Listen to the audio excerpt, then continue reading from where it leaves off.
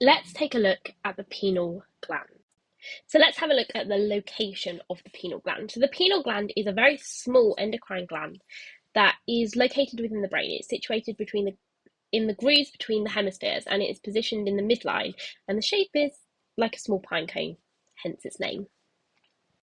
So now let's have a look at where it gets its blood supply from. So the pineal gland is supplied by branches of the posterior cerebral artery, and the venous flow is drained through the great cerebral vein.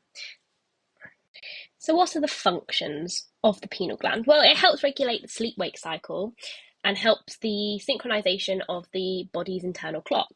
The pineal gland is also believed to play a role in regulating mood, which can be involved in the onset of seasonal affective disorder, also known as SAD. Fun fact, the pineal gland is one of the few organs in the body that does not have a blood-brain barrier, which means it has direct access to the bloodstream.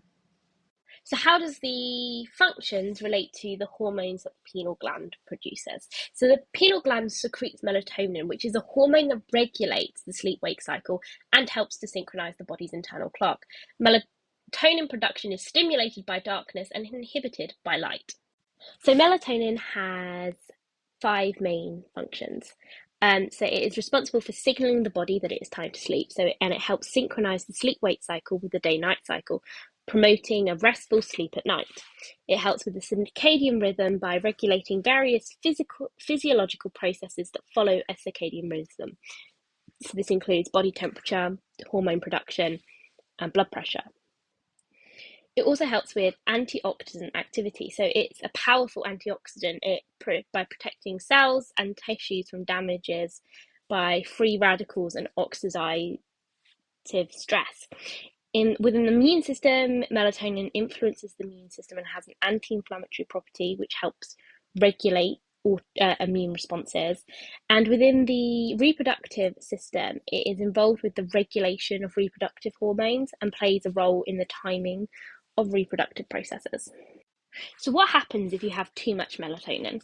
So if you are taking excessive amounts of melatonin, you may get some of the following things. So drowsiness during the daytime, disruption of your sleep-wake cycle, gastrointestinal issues such as nausea, diarrhea, stomach cramps, and hormonal imbalances, such as taking excessive amounts of melatonin may disrupt the normal balance of other hormones within the body. So let's have a look at what happens if you have too little in melatonin. So insufficient melatonin production or low levels of melatonin can result in things like sleep disorders. So you finding it difficult to fall asleep and stay asleep, or experience poor quality of sleep. Insufficient melatonin can lead to the disruption of the natural timing of physiological processes involved with that circadian rhythm.